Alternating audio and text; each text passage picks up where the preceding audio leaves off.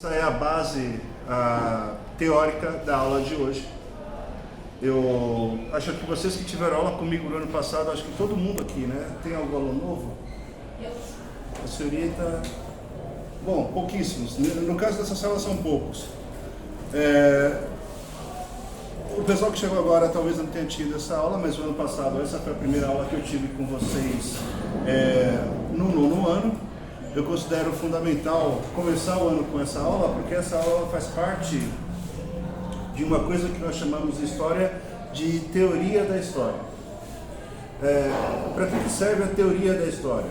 A teoria da história, ela argumenta sobre aquilo que a história é. A história não é o que é o tempo todo, ela é uma ciência que muda, se transforma. É uma ciência que tem mais de 2000 anos. Não dá para a gente conceber algo de 2000 anos como se fosse a mesma coisa o tempo todo. Ela passa por grandes transformações. E é por isso, então, que eu passei essa referência para vocês. Só vou pedir que não fale agora, porque senão fica complicado. Eu até entendo que talvez não interesse para você o assunto, peço que você não converse só para não atrapalhar mesmo. Não precisa nem prestar atenção se for o caso. Eu não tenho por que obrigar você a participar de algo que não te agrada. Bom, mas continuando aqui, a própria ideia da história como ciência, ela é questionada por algumas pessoas. Eu faço parte de um grupo que acredita que a história é uma ciência. E para isso, preciso entender qual que é o conceito de ciência. O conceito de ciência segundo o que, professor? Ora, você tem alguns dicionários específicos que trabalham conceitos. Um deles é o dicionário de conceitos históricos, onde ele, em um dado momento, vai descrever conceitualmente o que é ciência. Ciência é aquilo que possui método e que, através de exercícios, observações, você consegue obter resultados que podem ser reproduzidos. Está claro isso? Isso é ciência. Vou dar um exemplo prático para você do que eu quero dizer com isso. Por exemplo,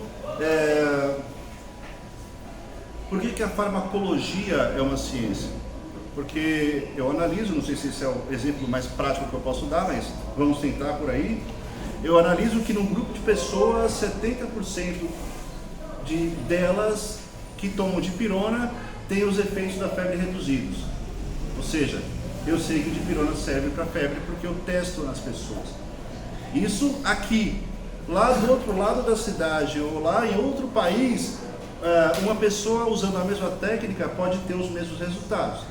Vai pegar um grupo, vai testar o medicamento, mas olha, 70% dessas pessoas tiveram os efeitos da febre diminuídos ao tomar o medicamento. Ou seja, são situações que se reproduzem e os resultados são mais ou menos iguais. Aí está a exatidão da ciência. Eu sei, por exemplo, que aqui 2 mais 2 são 4, na China 2 mais 2 são 4, no Japão 2 mais 2 são 4, em qualquer lugar 2 mais 2 são 4, por isso que a matemática é uma ciência também e ela é uma ciência exata.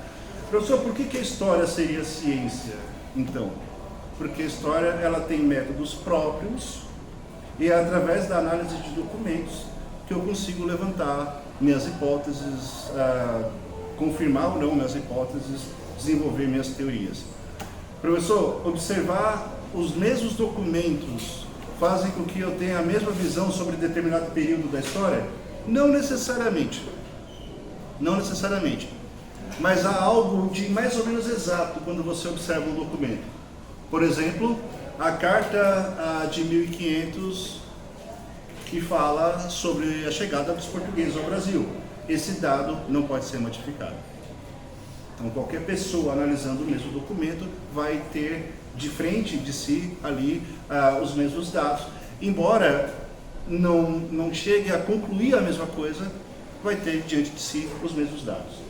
Certo? Por isso que eu faço parte do grupo de pessoas que acredita sim na história como ciência. Acho que até aqui não temos maiores problemas, certo? Podemos seguir daqui em diante. Só um minuto, pessoal, que o pessoal fica me mandando aí. É difícil. Me desculpe.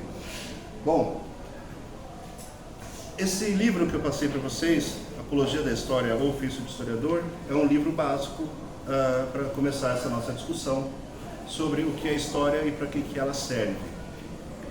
Eu acho que é muito difícil me interessar, é muito difícil estudar se eu não tenho domínio sobre o que é aquilo que eu estou estudando. Por isso que a primeira aula do ano considero fundamental para estabelecermos essa questão. E aliás, ao longo do ano podem vir outras questões relacionadas à disciplina que nós estamos estudando, não tem problema, a gente pode tentar sanar essa ou aquela dúvida. Mas esse livro é básico, Apologia da História ou Ofício de Historiador, escrito pelo historiador francês Marc Bloch. Se eu não me engano, a filha pergunta para ele para que a história serve. E ele, para responder essa questão, então, ele escreve um livro. Não existe questão que você não possa responder com uma frase. Sim ou não?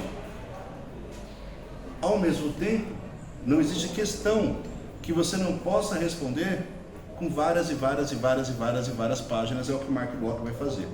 Por isso, quando eu passar algum tipo de atividade para vocês, onde vocês terão que me responder de forma dissertativa,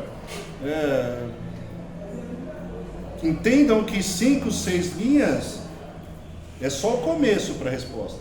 Você pode desenvolver ainda mais a sua resposta, criar argumentos para desenvolver a sua resposta. Bem, Marc Bloch, então, ele vai escrever esse livro para responder essa questão, o que é a história e para que ela serve. Você pode encontrar esse livro facilmente pela internet, pode fazer o pedido, pode comprar de forma física, ou você pode baixar o PDF, que eu já vi. Você coloca no Google Apologia da História ou Ofício do Historiador, você tem acesso ao livro inteiro em PDF. Serve também como leitura não obrigatória. Quem quiser ler esse livro pode ler e no final do bimestre me entrega uma resenha sobre o que leu. Mas é um trabalho opcional. Se é opcional, evidentemente não é obrigatório você fazer. Se resolver fazer, faça direito, porque eu vou descobrir se você leu o livro ou se você simplesmente pegou a resenha da internet. São 10 anos dando aula. Eu sei exatamente o que cada um de vocês está pensando agora. De verdade. Se for fazer, faz mesmo. Lê de verdade o livro. Não é obrigatório, leia o livro. Oi? O que foi? Bom, esse livro, lamentavelmente, não está finalizado. Poxa, professor, você pede para eu ler um livro que não está finalizado. Qual é o problema? Não tem problema nenhum. A discussão que ele começa aí nessa obra já é importante para nós aprofundarmos algumas questões. Já é muito importante para a gente aprofundar isso. E esse livro não está finalizado porque o Marc Bloch, ele passou pela invasão dos nazistas da França e ele foi preso.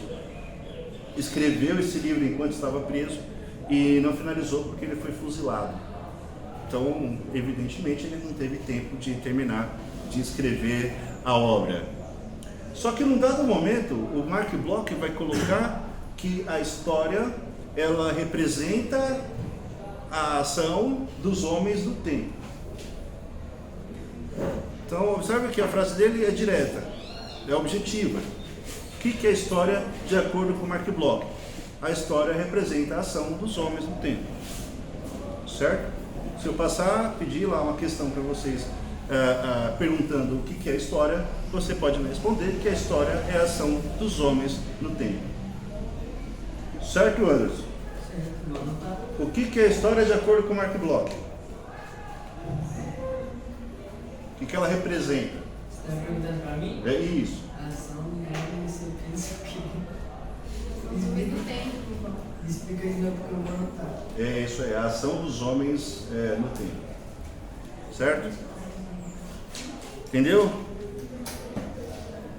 O que significa isso?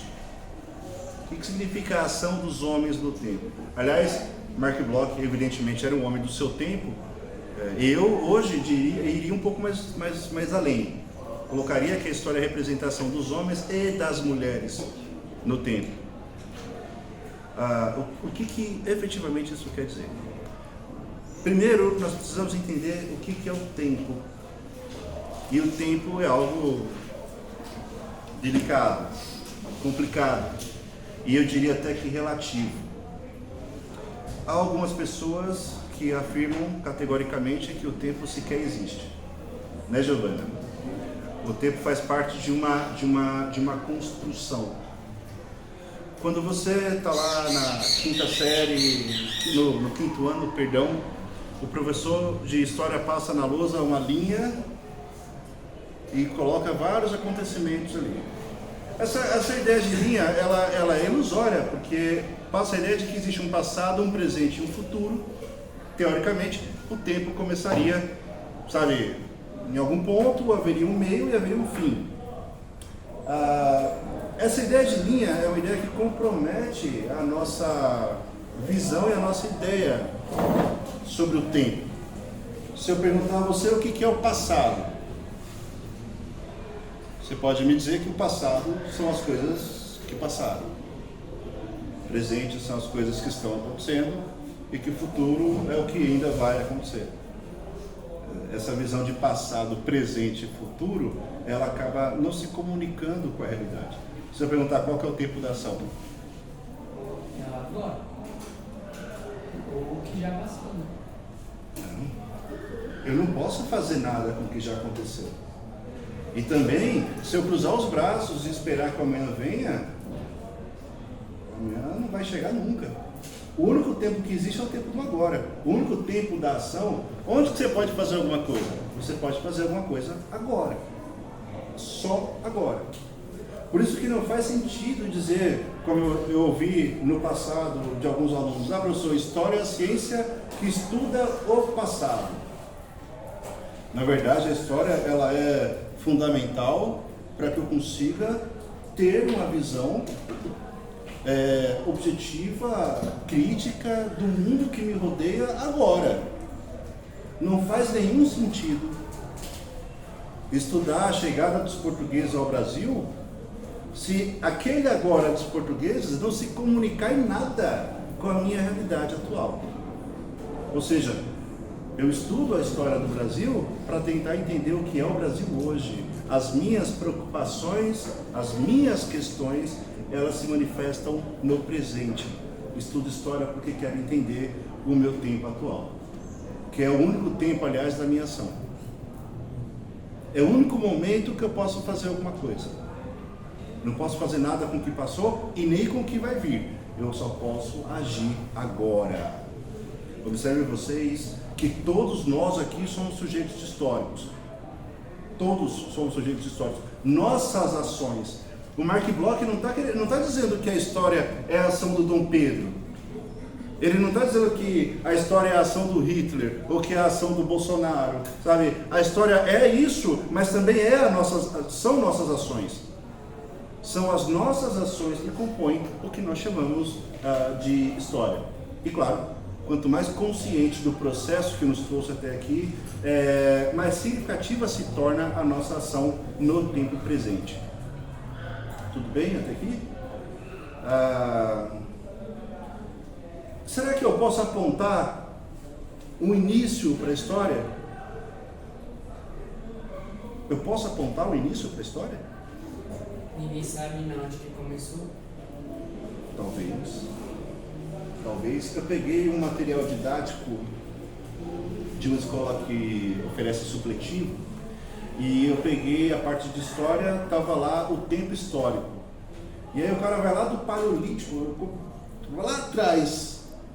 Aí eu já acho um pouco exagero, porque o próprio Mark Bloch está afirmando a história é a ação de quem? Dos homens. Então a história começa não lá. A história surge quando surge a humanidade.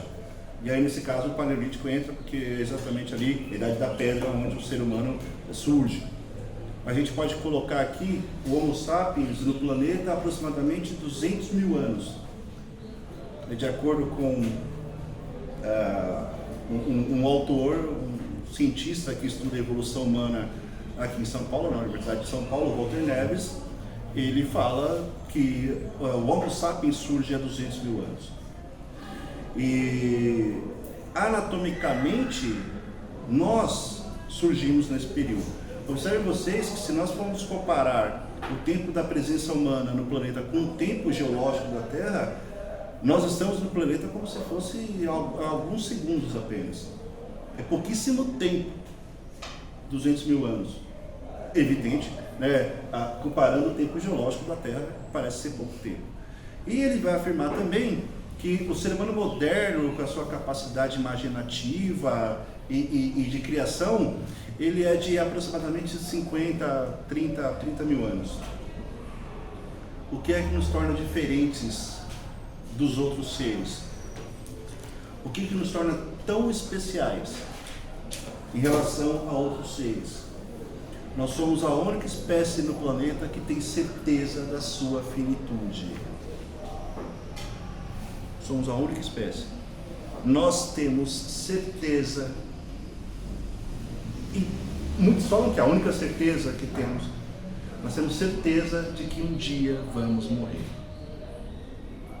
E isso faz toda a diferença. Faz toda a diferença. E por que faz toda a diferença? Porque a história da humanidade também é uma luta constante da vida contra a morte. Nós criamos coisas em torno dessa ideia.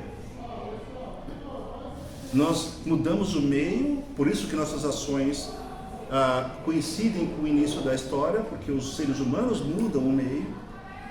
E nós mudamos também a relação que nós temos com a natureza e com a terra, e com essa ideia de finitude. Para que é que serve a medicina? Alguém aqui acha que o médico salva a vida? Não, ele só adianta a morte. O médico não tem condições de adiar, de salvar a vida. O médico adia a morte. O médico adia a morte. E o ser humano pratica a medicina há mais de 2.000 anos. Há mais de 2.000 anos. A medicina nunca evoluiu tanto como evoluiu nos últimos 100 anos. Aqui, da parte ocidental, estou falando do Ocidente. E você tem práticas de medicina do Oriente que são diferentes de nós aqui do Ocidente, mas de qualquer modo, a história da humanidade, ela está diretamente relacionada também à medicina e a outras coisas que nós criamos para tentar romper com essa ideia, ou para tentar superar essa ideia de que nós iremos morrer um dia. A religião, que é extremamente importante. Boa parte das religiões de hoje ou ontem falam de uma continuidade da vida além da morte. Eu nunca morri. Vocês também não. Não dá para afirmar com certeza, olha, depois da morte tem algo mais. Eu acho que a única forma de responder isso com certeza seria alguém voltar da morte e nos contar. Só Jesus. Seria só dessa maneira. Bom, mas então, professor, eu não posso acreditar na vida após a morte? Não, é o que eu estou te dizendo. Não é isso. Eu estou querendo dizer que eu não tenho condições de afirmar. E é por isso que quando nós falamos de religião, acabamos mais cedo ou mais tarde caindo no campo da fé. Você ter fé que existe vida após a morte é uma coisa. Você poder provar isso é outra coisa. Então, não dá para provar que existe, mas você pode ter fé. A fé é uma coisa pessoal. É uma coisa pessoal. Nenhuma religião ensina o ser humano a ser uma pessoa ruim. Pelo menos não chegou ao meu conhecimento até hoje que alguma religião ensina o ser humano a ser uma pessoa ruim. Agora imagina quando nós falamos do Hobbes lá século XVIII ou XIX, eu não sei, isso não vem ao caso, mas ele fala de nós seres humanos num estado de conflito, de luta de todos contra todos. Na sua essência, você não é uma pessoa boa. na sua essência, você vem em primeiro lugar, e se você precisar destruir o outro para que você mantenha a sua integridade física em dia, você destrói o outro. Se a única forma de me manter vivo seria matando o meu semelhante, eu mato o meu semelhante. Aí está na raiz, isso está na raiz, por exemplo, dos nossos conflitos, tanto bélicos como do dia a dia. Quando você vai jantar e alguém fura a fila na sua frente, ou então alguém pisa no seu pé. Olha como que as pessoas reagem no trânsito. As pessoas são extremamente violentas. E como é que nós nos toleramos? Nos toleramos porque criamos mecanismos para que pudéssemos viver em sociedade. Poxa, professor, que mecanismos são esses? A religião é um deles. Basta lembrar dos egípcios antigos que precisavam se encontrar com Anubis depois da morte. Aquela balança. De um lado o coração, do outro lado a pena. Seu coração não podia ser mais pesado do que uma pena. Imagina você viver a vida inteira pensando, vou me encontrar com Anubis. Meu coração não pode ser mais pesado do que uma pena. Isso faz com que você viva de acordo com uma filosofia. Você não atrasa o lado do outro porque você não quer atrasar o seu. No limite, o que me impede de levantar aqui e te dar um tapa na cara? O que me impede? Se você está me irritando, eu posso levantar e te dar um tapa na cara, não é isso? Só que diante dessa situação, eu vou ter que responder pelo meu ato. Você vai me denunciar na diretoria, seus pais vão vir aqui na escola, vão me denunciar na diretoria de ensino, conselho tutelar, eu vou perder meu cargo, vou responder de forma administrativa e por aí vai. Olha como que as nossas leis, elas tentam minar dentro da gente esse impulso violento e destrutivo para que a gente continue vivendo em sociedade. Se você pegar as leis mosaicas, os 10 mandamentos, um dos mais importantes é não matarás. Não matarás. Eu não te mato, porque se eu te matar, eu posso ser preso e responder por isso. Então, são essas construções sociais que nós chamamos, o conjunto dessas construções sociais de civilização, que faz com que a gente nos suporte. Essa que é a grande questão, nos suporte.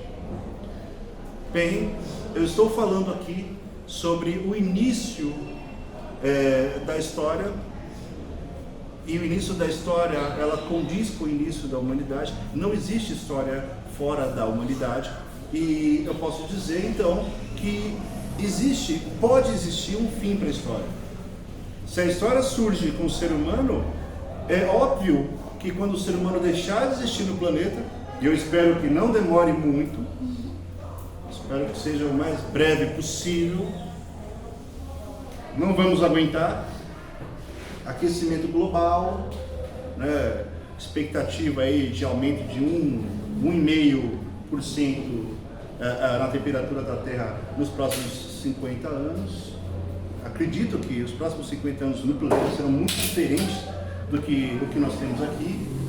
Ou de repente, aquele asteroide ou é cometa que fala? Aquela pedra gigante lá que está na rota da Terra. Vai que erra a rota, né? Uma hora e acaba não passando perto, vai acabar atingindo em cheio. Assim se foram os dinossauros. Eu não acredito que exista espécie no planeta que fora concebida para viver para sempre. É claro que nós temos mais mecanismos, nós temos mais ferramentas de tentar nos preservar, mas mesmo assim eu acredito que um dia a humanidade vai chegar ao fim. Então a história termina junto com a humanidade. A história termina junto com a humanidade. Então, só para frisar, a história representa a ação dos homens no tempo. Surge com os homens e vai terminar com os homens. Acho que até aqui não tem nenhuma novidade. Acho que aqui não tem nenhum problema.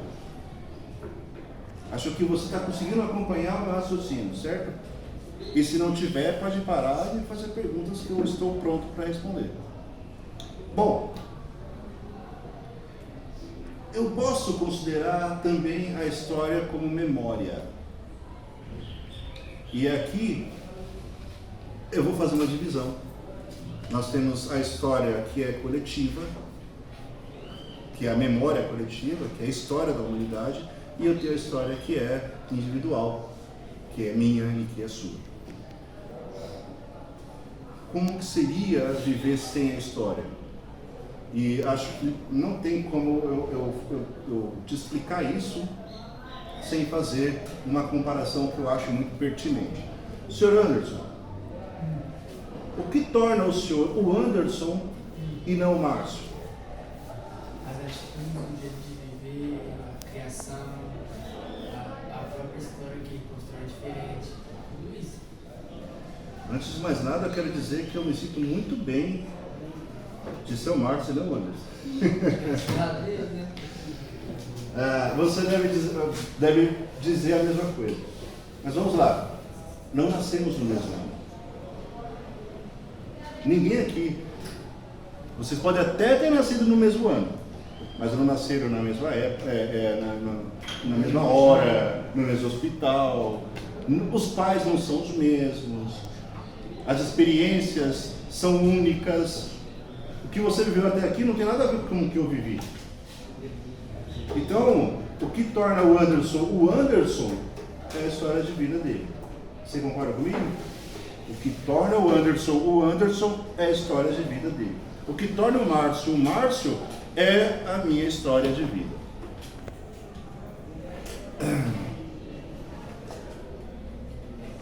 Agora, imagine, Anderson. Imagine que você acordou hoje pela manhã,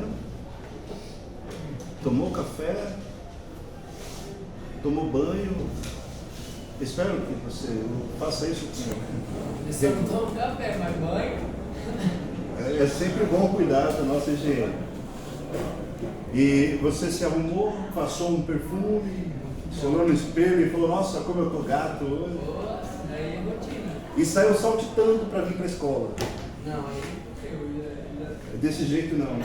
Mas é como se fosse, E aí, subindo aqui a rua, quase chegando na escola, eis que desce uma carreta descontrolada. O cara tenta frear, mas não consegue, te atinge em cheio.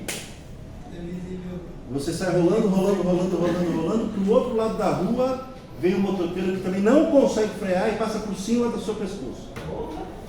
dia de sorte, Você levanta meio cambaleante, tentando entender o que está acontecendo. Na boca de lobo falta uma tampa e você pisa e cai dentro do buraco. Se arrebenta todo lá dentro. o demônio quer levar de todo jeito. Como se já não bastasse, seus amigos vão tentar te resgatar, te puxa pelos braços e desloca os seus dois braços. Ai, tá com medo não, passando dificuldade. Calma que pode ficar pior. Hein? Sério? Eu só te desejo coisas boas. Sério? Não esqueça que isso aqui é de mentirinha, é só uma comparação. Caralho, né? Amém. Você fica sentado ali na calçada, as pessoas estão à sua volta, você vê muitas pessoas que estão nessa sala ali para saber o que está acontecendo com o Anderson, só que o Anderson olha para todo mundo e não reconhece mais ninguém. Bando de fofoqueiro do cara. Zé Bobo. Você não reconhece mais as pessoas, você não sabe para onde é que você estava indo, você não sabe onde mora e nem o que estava indo fazer. O Anderson esqueceu até de que ele é o Anderson. Sério? Como viver dessa maneira? Como agir dessa maneira? Não sei se vocês conseguem ter a noção. Você consegue vir à escola? Você consegue fazer as coisas que você faz porque você sabe quem você é. Você tem memória do que aconteceu já. Sim. Se você perde essa memória, você não vive. Você vegeta. Posso chegar para você agora e falar: você me deve R$100. E você vai me dizer: não. Posso dizer para você que sou seu pai. Você vai dizer: não faço a menor ideia de quem seja. Você não sabe quem é você? Imagina que é sofrimento. Eu vou falar que é mentira, que eu sou preto. Você entendeu o que eu quis dizer? Se desconhecer a minha história já é uma coisa terrível, porque eu não sei mais quem sou. Imagina a humanidade inteira sem memória. A história é a memória coletiva da humanidade. É essa memória coletiva da humanidade que faz com que a gente consiga agir aqui no presente. Dá para saber. Eu consigo enxergar na sociedade os grupos que têm consciência do seu processo histórico. Por que você tem gente hoje que briga na sociedade contra o racismo? Porque já sabe o que aconteceu no passado, se teve escravidão. Você sabe que o racismo no Brasil, e mesmo que no mundo, é consequência de um processo aí de pelo menos 3 séculos de escravidão. Você sabe que o racismo exclui as pessoas e faz parte do grupo de pessoas que tem consciência desse processo lutar para que a sociedade seja mais justa, mais igualitária. Por que você acha que tem grupos de mulheres no Brasil e no mundo hoje que lutam contra a desigualdade entre homens e mulheres? A história das mulheres é uma história de completa exclusão. Completa exclusão. E o que eu acho incrível é que a exclusão das mulheres, ela